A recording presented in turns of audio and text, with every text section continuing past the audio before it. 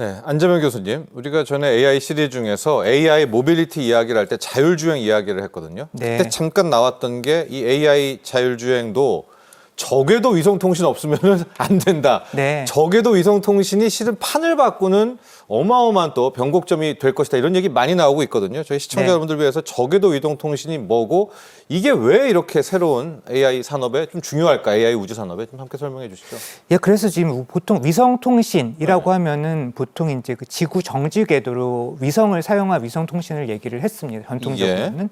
지구 정지 궤도 위성은 지구에서 한 36,000km 떨어진 그런 아주 높은 고도에서 이제 다니는 이런 이제 위성을 이용을 하게 되고 그 정도의 고도에 있는 위성 이하지만은 그 지구 표면에서 항상 같은 자리에 있게 돼요. 네. 보기에 항상 같은 자리에 위치하기 때문에 요런 이제 위성을 사용을 하는 요런 위성인데 통신인데 네. 되게 높이 있다 보니까 네. 아무래도 이제 그 신호가 조금 약하고 뭐 그런 이제 단점을 가지게 되겠죠. 쌍방향도 잘 안 되고 그렇죠. 뭐 그런 점도 있습니다. 근데 최근에 되게 각광받는 이 저궤도 위성 통신 같은 경우에는 이 높은 고도의 위성 대신에 아주 낮은 고도, 저궤도를 도는 위성을 사용을 해가지고 통신을 하는 것을 이야기를 합니다. 네. 근데 이게 낮은 궤도를 돌다 보면은 지구 한 바퀴 도는데 한 1시간 반 정도 걸리는데 그러다 보니까 항상 같은 자리에 있지도 않고 그 다음에 지구를 커버할 수 있는 영역 자체가 굉장히 작아요. 네. 그러다 보니까 이 위성을 한 대, 두 대가 아니고 이제 굉장히 많은 수의 위성을 사용을 하게 됩니다.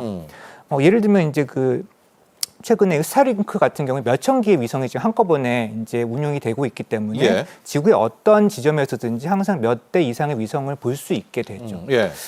그래서 이게 지금 이제 굉장히 낮은 고도에서 있다 보니까 아무래도 이제 그 통신의 질도 속도도 빠르고 그 다음에 또 뭐 기지국을 거쳐서 가는 게 아니라 직접 그 단말기로 가기 때문에 예. 뭐 지연도 적고 이런 굉장히 이제 좋은 장점들이 있습니다. 그래서 이 저궤도 위성 통신을 사용을 하게 되면 뭐 항공기라든지 또는 뭐 국방이라든지 예. 또는 이제 뭐 재난을 이제 그 대비하기 위해서 재난 때 사용을 한다든지 이런 되게 다양한 이런 쓰임새로 이제 사용이 될 수가 있어서 예. 아까 말씀하신 게임 체인저라고 그랬는데 예. 그런 역할을 하고 있죠. 아, 이게 낮은 궤도에서 전체를 다 커버를 하니까 뭐 가령 그렇습니다. 자율주행 갈 때도 차하고 직접 수신되나요? 이 저궤도요? 그렇습니다. 얘 같은 경우는 그렇고 대신 이제 굉장히 또 많이 운용을 하고 있기 때문에 항상 잡힐 수 위성이 보이는 그런 이제 그 상황인 거죠. 우리가 KTX 타고 갈 때 이렇게 터널 들어갈 때 잠깐 인터넷 끊기잖아요. 이제 네. 그런 것도 없어지게 되죠. 이게 아무래도 탁 이제 깔면은. 그 신호의 어떤 강도가 다르기 때문에 네. 그런 것들도 더 극복할 수 있지 않을까 하는 생각도 듭니다. 자, 우리가 생각하는 것은 이제 일론 머스크의 스페이스X의 스타링크 이런 것만 생각하고 있는데 아마존, 제프 베조스의 블루 오리진도 또 진심이기도 하고 네. 세계적으로 저궤도 위성 통신의 현황 지금 어떻습니까? 지금 말씀하신 대로 지금 이제 스타링크가 굉장히 압도하고 앞서가고 있는 있고. 거는 네. 사실이지만은 사실은 다른 이제 그 회사들도 지금 거기 뛰어들고 네. 있습니다. 말씀하신 어떤 제프 베조스의 그 아마존에서는 지금 카이퍼라고 하는 이제 카이퍼. 저궤도 네. 위성군을 지금 이제 운영을 얼마 전에 이제 얼마 전이 아니죠. 사실 예. 내일이에요. 4월 9일 날 미국 시간 4월 9일 날 그 첫 번째 27기의 위성을 이제 올려가지고 본격적으로 지금 시작을 하려고 한다고 해요. 그 카이퍼라고 하는 위성군은 최종적으로 한 3,200대 정도의 지금 위성을 올리기로 하고 있고 예. 한 내년 7월까지는 그 중에 한 절반 정도는 이제 위성을 올리기로 지금 되어 있습니다. 근데 또 뭐 아마존이랑 이제 스타링크만 있는 것도 아니고요. 유럽에서는 지금 이제 그 유텔셋이라고 하는 회사가 예. 원웹이라고 하는 이제 그 저궤도 위성 통신 서비스를 하고 있습니다. 이게 아마 600 몇십 대 정도의 위성이 서비스를 하고 있고 네. 앞으로 이제 아이리스 2라고 하는 이런 이제 그 위성군을 또 운영을 할 예정이라고 하기도 하고요. 또 뭐 유럽이랑 미국뿐만이 아니라 중국도 사실은 이제 네. 향후에 지금 중국도 하면 되게 크게 하기 때문에 네네네. 한 10,000기가 넘는 이제 위성을 올려가지고 저궤도 위성군 이 이름이 천범성좌라고 하는 네. 네. 굉장히 이제 그 멋진 이름을 갖는 이런 이제 프로젝트를 진행을 한다고 하고요. 예. 사실 우리나라도 이제 저궤도 위성 그 통신 그 기본 기술 이제 그 핵심 기술 개발을 지금 추진을 한다고 하니까 네. 뭐 조금 늦긴 했지만 우리도 이제 빨리 따라잡을 수 있기를 한번 기대를 해보겠습니다. 자, 유창현 교수님, 이제 저렇게 스페이스링을 6,000개나 이제 깔아놓고 있잖아요. 유럽도 좀 깔고, 뭐 아마존도 깐다고 하고, 중국도 막 이제 쏘아 올리는데, 우리는 이제 아직 뭐 뒤 후발주자인데요. 산업에 저게 필요하다고 하면 빌려 쓰게 되나요? 그러니까 이제 막 스페이스X부터 막 서비스를 할 거 아닙니까? 그러면은 우리가 그걸 이용해야 되는 구조입니까? 어떻게 됩니까? 그렇죠. 예. 돈 내고? 예. 네. 지금도 사실 스타링크를 비롯해 가지고 이 저궤도 위성 통신 시스템은 그 안에서 이게 네트워크는 어떻게 돼 있는지는 모르지만 우리한테는 기본적으로 그 하늘에 떠 있는 기지국 네. 개념인 거죠. 네. 그러니까 그리고 우리 이제 뭐 SKT라든가 텔레콤이라든가. LG 네. U+와 같은 이제 사실 이제 스타링크도 하나의 그 인터넷 서비스 사업자가 되는 거죠. 네. 그러니까 이제 그 네트워크를 이용을 해가지고서 할 수 있는 이제 다른 비즈니스들이 이제 많이 개발이 될 건데 네.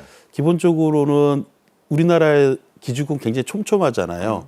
근데 이번에 이제 뭐 산불 났던 그 재난 현장 같은 경우에는 기지국이 많지 않을 테니까 그렇죠. 그런 지역에서의 어떤 그 응급 네. 또는 이제 비상 상황에서의 통신 네트워크 구성이라든가 이런 것들이 좀 해상도 안 될 거 아니에요, 그렇죠? 그렇죠. 해상도 안 되니까는 그 배들 네. 예, 이제 그 운항하는 배들의 조난이라든가 또는 이런 부분들의 통신망이 이제 다 이제 구축되는 이제 그런 서비스도 제공할 수 있을 것이고 사실 가장 그 제가 볼 때 우리한테 많이 영향을 미치는 거는 해외에 이렇게 비행을 할 때 예.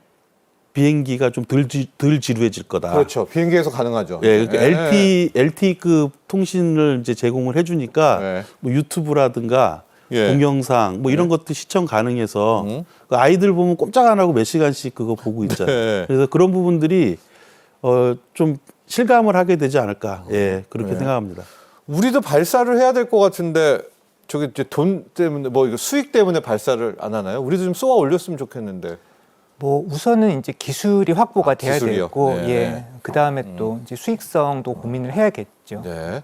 저기서 그러니까 저는 지금 막 빨리 우리는 왜 안 하지 하는데 역시 뭐 비용 기술 다 네. 이런 것들 때문에 일단은 그렇습니다. 빌려 쓰게 되는 그런 운명인데 우리도 가야죠. 이제 가야 됩니다. 예. 자, 이벤트들 앞으로 있을 이슈들 몇 개 좀 다뤄보도록 하겠습니다. 우주망원경 스피어 X를 나사와 한국천문연구원이 이제 공동으로 3월에 발사를 하지 않았습니까? 이거에 대한 의미도 한번 볼게요. 사실 이제 스피어 X가 지금 8번이나 연기가 됐다고 네네네. 하고 그래서 지금 조마조마하긴 했지만 그래도 결국은 이제 3월 달에 성공적으로 발사를 네. 했죠. 이게 사실은 이제 그 나사랑 그다음에 우리나라 천문연구원이 협력을 했는데 사실 국가 간의 우주 협력하는 게 생각보다 쉽지가 않아요. 그리고 네. 우리나라 같은 경우도 그렇게 사례가 많지가 않고 지금 대표적인 이제 이전 사례가 그 우리 달 그 궤도선 다누리 네. 이제 만들 때 이제 미국이랑 협력을 많이 했죠. 네. 그래서 다누리에 이어가지고 이제 그 우리나라랑 미국 사이에 그 협력을 통해 가지고 좋은 성과를 낸 좋은 이제 사례가 아닌가 뭐 이런 생각이 좀 듭니다. 네. 저 성공하면 우리가 좀 뭐 좀 배우게 되나요? 어떻습니까? 의미를 찾자면. 뭐 성공을 하면서 결국 같이 일하면서 배우는 거죠. 같이 일하면서 배우는 거고. 네. 그러니까 아까 유창현 교수님께서 말씀하셨듯이 이제 국가 간에 사실 우주 관련된 것들은 기술이 많이 넘어가거나 이러지는 않지만은 그래도 네. 같이 뭔가를 하면서 그 사업에 참여할 기회를 얻으면서 하면서 배우는 것들이 좀 많이 이럴 때는 뭐 협동이라든가 많이 할수록 일단은 좋죠. 맞습니다. 예, 배울 기회가 많지 않으니까요. 그런 의미에서 유창규 교수님, 그 아르테미스 프로젝트 있지 않습니까? 이제 달을 완전히 정복한다. 여기에 우리도 나사가 하는 거에 좀 들어간 거죠? 네, 참여했죠. 네. 지금 아르테미스 어코드라고 해서 협정을 계속 맺어나가고 있는데 네. 현재 53개국, 얼마 전에 이제 핀란드가 합류를 해서 53개국이 지금 참여를 하고 있고 우리나라 같은 경우에는 21년도에 10번째로 협정을 아, 했어요. 예. 그리고 최근에는 그 나사하고 우주항공청이 예. 연구 협약을 맺었습니다. 세계에서 5번째로. 5번째입니다. 예, 그러니까 53개국이 있는데 네. 또 그 중에서도 나사하고 이제 우주항공청이 이제 5번째로 세계 5번째로 예. 이렇게 맺었고 연구 협약이면 조금 더 우리가 이너서클에 그렇죠. 들어가죠. 굉장히 예. 구체적으로 앞으로 아르테미스에서 하게 될 여러 가지 사업들에서 우리가 이제 어떤 거를 맡아서 할 것이다라고 하는 것들에 대한 기본적인 골기억을 이제 만들어 놓은 거죠. 네. 그러니까 이제 이런 것들이 이제 예산도 투입돼야 되고 하겠지만은 네. 그 분야에서의 어떤 세계적인 수준으로 기술력을 갖추는데 크게 도움이 될 거라고 보고 있습니다. 그렇습니다. 이제 우리가 연구 개발로는 5번째입니다. 미국의 달 탐사 아르테미스 프로젝트에 우리 우주항공청도 합류가 됐다라는 소식 전해드리고요. 안 교수님, 11월이 또 기대가 됩니다. 누리호 네. 4차 발사가 예정이 되어 있죠. 잘 준비가 되고 있겠죠? 뭐 그렇다고 알고 네. 있습니다. 지금 지난번에 이제 누리호 1차부터 어, 3차 발사까지는 네. 주로 이제 그 우리나라 항공우주연구원이 주도를 해서 네. 이제 개발이 됐는데 4차 발사부터는 이제 그 민간 기업이 지금 한화 에어로스페이스라는 맞습니다. 기업이 지금 점점 이제 역할을 높일 이런 계획을 가지고 있고 지금 잘 준비하고 있다고 지금 알려져 있습니다. 네. 이제 4차, 5차 이렇게 발사할 때마다 우리의 실력도 좀 더 좀 발전하게 되는 거겠죠? 네. 그래야겠죠. 예. 근데 조금 더 이제 조금 더 깊이 보자면은 예. 이제 주로 이제 국가가 주도하던 것들을 점점 이제 민간의 역할을 점점 더 늘린다는 차원에서 굉장히 의미가 있다고 생각을 하고요. 예. 실제로 지금 민간 기업의 역할이 4차, 5차, 6차로 가면서 점점 더 이제 늘어나는 것으로 지금 계획이 되고 있고 네. 6차가 끝나면 이제 기술이 많은 부분이 이제 이양이 민간으로. 돼가지고 네. 민간에서 역량을 그만큼 더 키울 수 있게 있는 그런 상황이 되겠습니다. 네, 이번에 누리호 4차의 의미는 한화 에어로스페이스라는 민간 쪽의 영역이 이제 상당히 커지게 되고요. 네. 5차, 6차까지 하면 우리도 이제 뒤늦게지만 민간 영역들로 우주 산업이 좀 열리게 되는 거기서 의미를 찾으시면 좋을 것 같고요.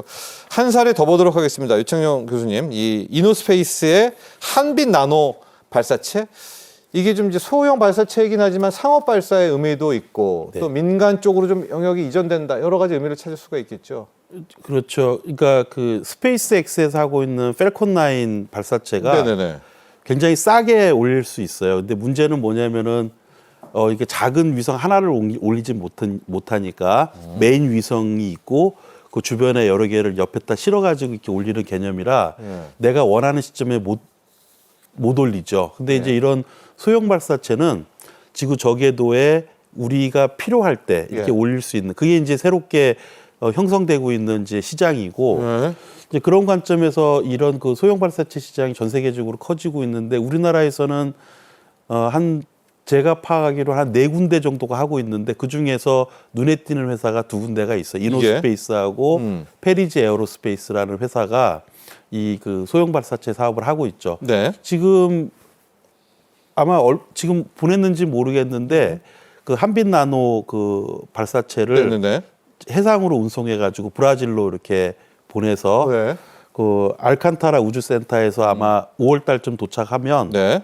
거기에서 이제 그 프로세싱을 해서 7월 달에 발사하는 걸로 알고 있고 네. 여기에 이제 브라질에 있는 에서 요구하는 필요한 위성들을 이제 쏘아 올리는 것으로 알고 있습니다. 우리가 쏴주는 거네요. 그렇죠. 우리가 쏴주는 거죠. 네. 의미가 상당한데요. 그렇죠. 발사체가 왜냐면 우리가 발사체 막 좀 뒤처진다 이런 얘기가 있었는데 또 이렇게 민간 쪽에서는 쾌거가 있습니다. 네, 그래서 네. 이게 이제 그 어떻게 보면은 시작이고, 네. 이게 여담인데 이 브라질의 이 알칸타라 기지가 네. 한동안 폐쇄돼 있었대요. 근데 이 이노스페이스에서 이걸 발사를 하면서 이게 열리게 되고 그 시설이 가동하게 되고 그 다음에 브라질에 있는 것부터 시작을 하지만은 이제 나중에는 이제 우리나라에서도 많은 이제 소요가 있을 것으로 보고 있습니다. 예. 저희가 발사체 이야기가 나와서 이제 이 이야기를 조금 더 해봐야 될 것 같은데요. 안재명 교수님, 이제 스페이스X 막 발사될 때 많은 국민들이나 시청자 여러분들이 놀라워하는 것이 발사체가 다시 뒤에 돌아오잖아요. 그렇죠. 집게 손가락으로 딱 잡아가지고 재사용하고 이번에 한빛 나노는 돌아오는 거는 아니죠. 돌아옵니까? 이 아닙니다. 재사용은 아쉽게도. 이거는 꿈의 영역입니까? 우리가 할 수 없나요? 우리 재사용 발사체 우리도 한번 도전해 봐야 되는 거 아닙니까? 뭐 아직까지는 이제 네. 우리가 재사용 발사체를 가지고 있진 않죠. 네. 재사용이라고 하는 거는 결국은 재사용을 통해서 비용을 많이 낮춘다는 데 의미가 있고 예. 또 요거를 갖다가 새로 만드는 것보다는 얘를 갖다가 재사용해서 쓰면은 훨씬 더 빨리빨리 발사를 진행할 수 있다는 그런 장점이 있어서 예. 좋긴 한데 사실 아직까지는 우리가 가지고 있지는 않지만 사실 지금 정부에서도 그렇고 이제 재사용 쪽을 훨씬 더 지금 기술을 지금 확보를 하고 그다음에 그쪽을 가려는 노력은 하고는 있습니다. 네. 하지만 뭐 또 재사용에 대한 이런 이제 걱정도 있기도 해요. 그래서 이게 지금 뭐 우리나라가 너무 재사용을 많이 하면은 이제 그 생태계가 지금 조금 이제 쪼그라든다는 이런 걱정도 있긴 하지만은 네. 사실 뭐 앞으로 이제 어떻게 될지는 이제 자 여러 가지 요건들을 여러 가지 이제 파라미터들을 잘 연구를 해가지고 좋은 방향을 찾아야 될 것 같습니다. 예. 근데 꿈의 기술인가요? 저 재사용 발사체라는 게? 뭐 다른 나라들도 거의 엄두를 못 내는 것 같은데 많이 어렵습니까? 다시 돌아오는 거 이렇게? 돌아오는 게 어려운 점이 있고요. 그러니까 네. 그거는 지금 이제 그 착륙을 위한 이제 유도항법 이런 것들이 쉽지 않은 영역이 있고요. 예. 그다음에 또 사실 요걸 재사용을 하기 위해서는요, 돌아올 수 있는 연료를 남겨야 되기 때문에 기체를 굉장히 가볍고 튼튼하게 만들어야 돼요. 그래서 경량화 기술과 그다음에 착륙을 위한 유도항법 제어 이런 기술들이 사실 어려운 기술이고 요것들이 우리가 앞으로 확보를 해야 되는 기술이라고 할 수 있겠습니다. 그렇습니다. 그게 또 다시 그 자리로 돌아와야 잡죠. 조금만 비껴나가면 그 스페이스 X도 잘 못 잡는 도 있더라고요. 네, 맞습니다. 그래서 그 마지막에 이제 그 영상을 통해 가지고 이제 이걸 갖다가 정확히 그 자리에 갖다 주는 것, 그다음에 이런 것들이 굉장히 어려운 기술입니다. 자, 여러분 그래도 우리가 발사체는 지금 우리의 발사체가 브라질로 가고 있습니다. 그래서 브라질 위성을 발사하려고 가고 있으니까 이 재사용 발사체까지도 우리가 성공을 할 수 있겠다. 이런 믿음과 기대 가져보도록 하고요. 마무리해 보도록 하겠습니다. 유창명 교수님, 우리가 지금 5대 우주항공 강국에 들어가려고 하고 있어요. 적어도 시장의 10%는 우리가 차지해야 된다. 이런 목표를 세우고 있는데요. 어떤 노력들, 뭐 민관 다 필요할 것 같은데요. 필요하다고 보십니까? 사실은 이제 우주항공 쪽 산업의 특성상 이제 정부 쪽에서의 이제 어떤 국가적인 지원 이런 것들이 굉장히 중요하죠. 네. 항공 쪽을 우선 말씀드리면은 그 전기 추진 항공기들이 앞으로 많이 나오게 될 거예요. 이제 특히 UAM 같은 경우에는 지금 있는 우리 주변 생활에서도 이제 많이 가까이 올 거거든요. 네. 이게 굉장히 중요한 시장이죠. 네. 그래서 이제 이 시장 이런 수요가 있는 국내 수요가 있는 경우에는 좀 우리 국내 인증을 가지고 우리 기업들이 이거를 가져갈 수 있도록 이제 그런 그 시장 환경을 만들어 생태계 조성을 정부가 좀 끌어주는 것이 필요하고 일단 돌아가기 시작하면은 자동차 산업 커지듯이 이렇게 이제 우리도 가져가게 될 거다 이렇게 보고 있고 그 우주 분야로는 지금 이제 뭐 이렇게 발사체라든가 KPS 위성이라든가 이제 이런 쪽에 많이 이제 가 있는데 사실은 이제 우주 바이오, 우주 메디칼, 네. 그 다음에 우주 신소재 합성, 네. 또는 우주 반도체. 네. 어떻게 보면은 그 바이오라든가 타 산업 분야지 않습니까? 예, 융합이네요. 그렇죠. 네. 우주 쪽에서 활용하고 쓸 수 있는 그러한 쪽에 또 많은 관심을 가지고 투자가 이루어지고 이루어지게 그 이끌어 준다면은 그 아까 말씀드린 그런 목표가 이루어질 수 있을 거라고 보고 있습니다. 예. 자, 안 교수님, 우주 산업, 이 항공 산업, 우리가 우주 항공 세계 5대 강국 목표로 하고 있습니다. 어떤 것부터 좀 시작을 해야 될까요? 어떤 노력할까요? 우선 이제 뭐 뉴스페이스라고 해가지고 지금 민간 부분에 모든 걸 맡겨놓는 건 아닌 것 같고 네. 정부는 이제 잘 그 길을 만들어 놓고 말을 잘 이제 플랜을 잘 짜고 네. 민간이 잘 할 수 있도록 도와주는 게 필요할 것 같고요. 네. 특히 민간 같은 경우는 아까 유창현 교수님 잘 말씀해 주셨지만은 남들이 안 하는 거, 새로운 아이디어, 그 다음에 우리나라의 어떤 ICT 같은 강점과 잘 융합을 해가지고 네. 어떤 것들을 결국은 이제 팔아서 돈을 벌 수 있을지 이런 것들을 조금 더 많이 고민을 했으면 좋겠습니다. 네. 이룰 수 있지 않을까 싶습니다. 그렇습니다. 민간 시대가 열리지만 역시 민관입니다. 우주 항공도 방산 못지않게 또 민관의 협력 필요하고 방산이 해낸 것처럼 K방산처럼 우리 K우주항공 산업도 힘내기를 기대해 보도록 하겠습니다. 유창경 인하대학교 항공우주공학과 교수, 안재명 카이스트 우주항공우주공학과 교수와 함께했습니다. 오늘 감사합니다. 고맙습니다.